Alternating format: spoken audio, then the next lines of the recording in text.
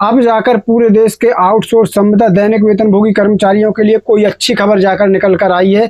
यहाँ पर आपको बता दें, ईपीएफओ से एक बहुत महत्वपूर्ण आदेश सामने आया है, जिसमें बताया गया है कि देश के, जी हाँ, पूरे देश के 34 करोड़ कर्मचारियों के खाते जो है कंप्यूटर में उनकी प्रक्रिया पूरी कर दी गई है और महज कुछ 2-4-6 दिनों के अंदर ईपीएफ का, पीएफ का जो पैसा है वो कर्मचारियों के खाते में आ जाएगा। इसका बाकायदे आदेश जारी हुआ है, पूरा आदेश दिखाएंगे। दूसरा एक बड़ा आदेश और जारी हुआ है। अब तक जो हमारे आउटसोर्स कर्मचारी भाइयों को कोई भी आउटसोर्स एजेंसी जो है अपनी मनमर्जी के मुताबिक चाहे जब नौकरी से अलग कर देती थी, उनकी सेवा समाप्त कर देती थी, कोई नोटिस नहीं देती थी, अब वो अधिकार इन एजेंसियों से छीन लिया गया है।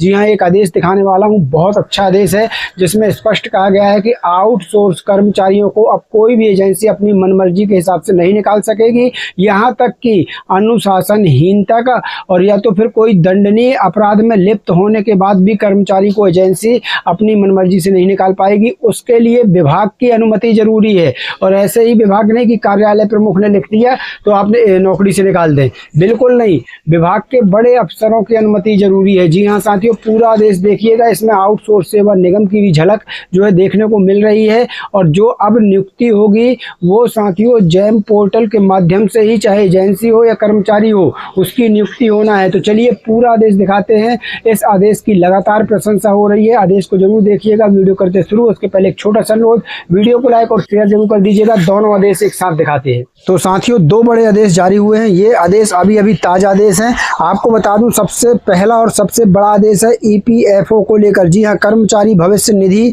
से जो है एक आदेश जारी हुआ है, अभी का ताजा आदेश जारी हुआ है। साथियों आपको बता दें, लगभग 34 करोड़ की राशि जो है ये फीड हो चुकी है और बस कुछ ही समय में आपके ईपीएफओ खाते में ट्रांसफर होने जा रही है। पूरा आदेश ये इंग्लिश में है, लेकिन हम आपकी सुविधा के लिए इसको हिंदी में ट्रांसलेट करके बताएंगे। और दूसरा सबसे बड़ा आदेश और कर्मचारियों को खुश कर देने वाला आदेश जारी हुआ है।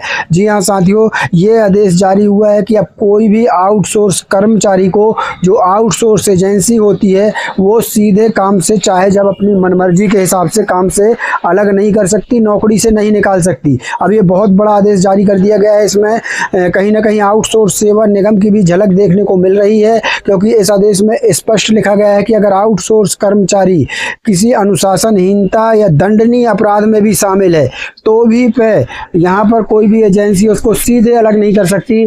उसके लिए अब विभाग की मंजूरी अनिवार्य कर दी गई है। विभाग की मंजूरी के बिना कोई भी आउटसोर्स एजेंसी किसी भी आउटसोर्स कर्मचारी को अलग नहीं कर पाएगी। पूरा आदेश बताएंगे, वीडियो करते शुरू। सबसे पहले आपको ईपीएफओ से संबंधित बड़ा आदेश बता दें तो यहाँ पर देख सकते हैं, कर्मचारी भविष्य निधि संगठन, यहाँ पर देख लीजिए, डेट है 9/7/2026 को आदेश जारी हुआ है।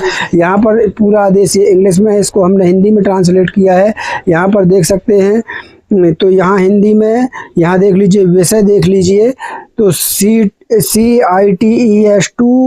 2.01 के अंतर्गत 2025-26 के लिए 8.25% की दर से त्वरित ब्याज क्रेडिट विनियमन, जिसका लाखों हमारे आउटसोर्स संविदा दैनिक वेतनभोगी और सरकारी कर्मचारी भी इंतजार कर रहे थे, वो आदेश आप सामने देख पा रहे हैं।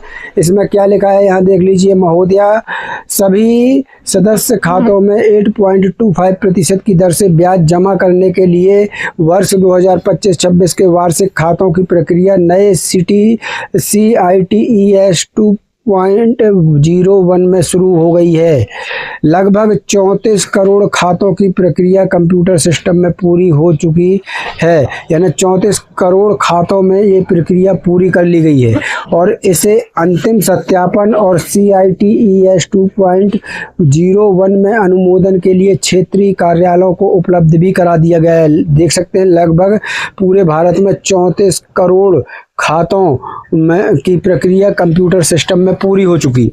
और यहाँ आगे देखिए क्या लिखा है, तदनुसार, यहाँ पर देख लीजिए, तदनुसार 2025-26 के लिए ब्याज का शीघ्र भुगतान सुनिश्चित करने के उद्देश्य से सभी OIC को सलाह दी जाती है कि वो APFC के अतिरिक्त AO या EO को भी यह कार्य सौंपें और यह सुनिश्चित करें कि लंबित खातों में ब्याज का शीघ्र भुगतान किया जाए। इसके लिए उपयुक्त परिपत्र का उपयोग किया जाए, जिसके माध्यम से ब्याज भुगतान के लिए एओ को पहले ही शक्तियां सौंपी जा चुकी हैं। उपरोक्त प्रावधान केवल वार्षिक खातों की स्वीकृति पर लागू होता है और केवल 21/7/2026 तक ही वैध है। यानी 21/7/2026 के पहले किसी भी हाल में आपके ईपीएफओ खाते में जो है यहाँ पर ईपीएफ या पीएफ का पैसा आपके खाते में क्रेडिट कर दिया जाएगा। जी हाँ दोस्तों, पूरे भारत के आउटसोर्स संविदा दैनिक वेतनभोगी सरकारी कर्मचारी जिनका भी पीएफ कटता है, सभी के लिए ये बहुत बड़ी खुशखबरी है। तो साथियों, ये पूरा आदेश हमारे टेलीग्राम चैनल में भी डला हुआ है, आप चाहें तो इस पूरे आदेश को डाउनलोड कर सकते हैं। चलिए अब दूसरा बहुत बड़ा आदेश बताते हैं, जो आदेश आया है सीधे आउटसोर्स कर्मचारियों की नौकरी से संबंधित। तो यहाँ पर देख लीजिए, ये आदेश आया हुआ है प्रविधिक शिक्षा निदेशालय उत्तर प्रदेश शिक्षा विभाग का। ये बहुत बड़ा आदेश है। यहाँ पर देख सकते हैं, निदेशक प्रविधिक शिक्षा उत्तर प्रदेश कानपुर से आदेश जारी हुआ है। और यहाँ देखिए, समस्त संबंधित संस्था प्रधानाचार्य कार्यवाहक प्रधानाचार्य राजकीय पॉलिटेक्निक संस्थान उत्तर प्रदेश, दिनांक अभी ये 8 जुलाई को जारी हुआ है। 8/7/2026 का बिल्कुल ताज़ा आदेश है। चलिए आपको बताते हैं जल्दी जल्दी क्या कुछ लिखा है। तो यहाँ देख लीजिए, प्रविधिक शिक्षा विभाग डिप्लोमा सेक्टर उत्तर प्रदेश के नियंत्रणाधीन विभिन्न राजकीय पॉलिटेक्निक संस्थानों में मैन पावर की तैनाती विषयक कृपया निदेशालय के पत्रांक दिनांक 22/5/2026 का संदर्भ ग्रहण करें, जिसके द्वारा प्रविधिक शिक्षा विभाग उत्तर प्रदेश के नियंत्रणाधीन विभिन्न राजकीय पॉलिटेक्निक संस्थानों में आउटसोर्सिंग के सृजित पदों में से कंप्यूटर ऑपरेटर के कुल 49 तथा चतुर्थ श्रेणी मल्टीटास्किंग के कुल 705 पदों पर मैन पावर की व्यवस्था किए जाने हेतु Omaxe security services private limited Lucknow का कार्यादेश निर्गत किया गया है। यहाँ पर देख सकते हैं, सूच्य है कि शासन आदेश संख्या दिनांक 26/11/2024 जिसकी छाया प्रति संलग्न है में निम्न अनुसार प्रावधान किए गए हैं। अब यहाँ देखिए क्या प्रावधान किए गए हैं वो जान लीजिए। तो यहाँ देख सकते हैं, किसी सेवा प्रदाता द्वारा, ध्यान से समझिएगा, आउटसोर्स कर्मचारियों के लिए सबसे महत्वपूर्ण बिंदु अब होने वाला है। किसी सेवा प्रदाता संभावित कार्मिक से किसी भी प्रकार की धनराशि लेना पूर्णतः वर्जित है। सेवा में रखे जाने के बाद समय से एवं पूर्ण भुगतान न करने के संबंध में क्रेता विभाग को सेवा प्रदाता के विरुद्ध कोई भी शिकायत प्राप्त होने पर जैम पोर्टल की इंसिडेंट मैनेजमेंट पॉलिसी के तहत सेवा प्रदाता के विरुद्ध समुचित कार्रवाई की जाएगी। यहाँ पर ध्यान रखिएगा कि क्रेता विभाग मतलब आपके विभाग को कहा जाता है। क्रेता विभाग आपका विभाग होता है और यहाँ पर जो आउटसोर्स एजेंसी है उसके लिए कहा जा रहा है कि अगर कोई भी शिकायत आती है तो उस पर इंसिडेंट मैनेजमेंट पॉलिसी के तहत विभाग जो है तुरंत कार्रवाई कर सकता है। अब दूसरा पॉइंट सबसे महत्वपूर्ण है, आउटसोर्सिंग के माध्यम से सेवा योजित होने के उपरांत किसी कर्मचारी को सेवा प्रदाता स्वयं बदल नहीं सकता। आप समझ सकते हैं, यहाँ पर ध्यान से समझिएगा। आउटसोर्सिंग के माध्यम से सेवा योजित होने के उपरांत मतलब आउटसोर्सिंग एजेंसी के माध्यम से किसी भी आउटसोर्स कर्मचारी की नौकरी लगने के बाद किसी कर्मचारी को सेवा प्रदाता यानी आउटसोर्स एजेंसी स्वयं यानी खुद से स्वतः बदल नहीं सकती है। अनुशासनहीनता, यहाँ पर देखिए बहुत बड़ी बात लिखी है, अनुशासनहीनता तथा दंडनीय अपराध आदि की स्थिति में क्रेता विभाग यानी आपका विभाग की सहमति के पश्चात ही चयनित या कार्यरत कर्मचारी को सेवा प्रदाता द्वारा हटाया जा सकेगा। यानी आउटसोर्स एजेंसी अपने मन से नहीं बदल सकती, आपके विभाग की मंजूरी बेहद ज़रूरी है। आपके विभाग की मंजूरी के बाद ही आउटसोर्स कर्मचारी को हटाया जा सकता है। किसी भी अनियमितता को रोकने के लिए सेवा प्रदाता द्वारा अभ्यर्थियों का चयन अनिवार्य रूप से सेवा योजन पोर्टल के माध्यम से ही किया जाएगा। यानी सेवा योजन पोर्टल के माध्यम से ही अभ्यर्थियों का चयन होगा। और यहाँ पर देखिए बहुत बड़ी बात लिखिए कि अनुशासनहीनता तथा दंडनीय अपराध आदि की स्थिति में भी आउटसोर्स एजेंसी जो है सीधे कर्मचारी को नहीं हटा सकती, ना बदल सकती है जब तक कि उस विभाग की मंजूरी नहीं मिलती। तो ये बहुत अच्छी बात है। अब आपके विभाग की बिना मंजूरी के आउटसोर्स एजेंसी जो है किसी आउटसोर्स कर्मचारी को नहीं हटा पाएगी। फिर आगे है कि जैम के माध्यम से ही आउटसोर्सिंग कर्मी लेने की अनिवार्यता किए जाने से वर्तमान में कार्य कर रहे कर्मचारियों की निरंतरता बाधित नहीं की जाएगी। वर्तमान में कार्य कर रहे आउटसोर्स कर्मचारियों को ही जैम पोर्टल द्वारा चयनित सेवा प्रदाता द्वारा रखा जाएगा। इस हेतु कार्यरत कर्मचारियों की सेवा से संबंध में संतुष्टि प्रमाण पत्र क्रेता यानी विभाग के द्वारा सेवा प्रदाता को उपलब्ध कराया जाएगा। केवल नवीन कर्मचारियों का चयन सेवा योजन पोर्टल से ही अनिवार्य रूप से किया जाएगा। तो यानी सेवा योजन जो पोर्टल है उससे नए कर्मचारियों का चयन होगा, और जो हमारे पुराने आउटसोर्स कर्मचारी लगे हैं उनको जैम पोर्टल के द्वारा पुराने कर्मचारियों का चयन ही किया जाएगा। यानी पुराने कर्मचारियों को नहीं बदला जाएगा, उनका ही यहाँ पर चयन किया जाना है।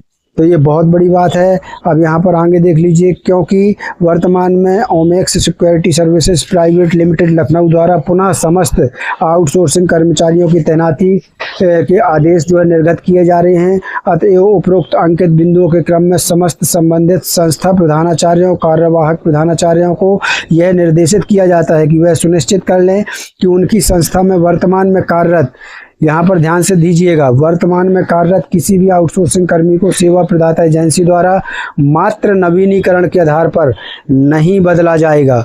यानी जो आप पुराने कर्मचारी लगे हैं उनको मात्र नवीनीकरण के आधार पर नहीं बदल सकते हैं, यानी पुराने कर्मचारियों को ही यहाँ पर लिया जाएगा। संस्थाओं में वर्तमान में कार्यरत आउटसोर्स कर्मचारी की निरंतरता को सेवा प्रदाता यानी जो आउटसोर्स एजेंसी है सेवा प्रदाता एजेंसी द्वारा अकारण ही बाधित नहीं किया जाएगा, एवं ना ही प्रतिमाह किए जाने वाले वेतन के भुगतान को रोका जाएगा। यानी आप कर्मचारी को बदल भी नहीं सकते, जो पुराना कर्मचारी लगा है उसको सिर्फ नवीनीकरण के आधार पर नहीं बदल सकते, और ना ही उसका प्रतिमाह दिए जाने वाला वेतन रोक सकते हैं। ये बहुत अच्छा आदेश जो है ये जारी किया गया है, यह भी स्पष्ट किया है। अब यहाँ पर देखिए कि नवीनीकरण किए जाने की व्यवस्था, यहाँ पर देख लीजिए, नवीनीकरण किए जाने की व्यवस्था अंकित नहीं है, अतः सेवा प्रदाता एजेंसी द्वारा इस प्रकार की प्रचलित कार्रवाई पूर्ण रूप से दोषपूर्ण है।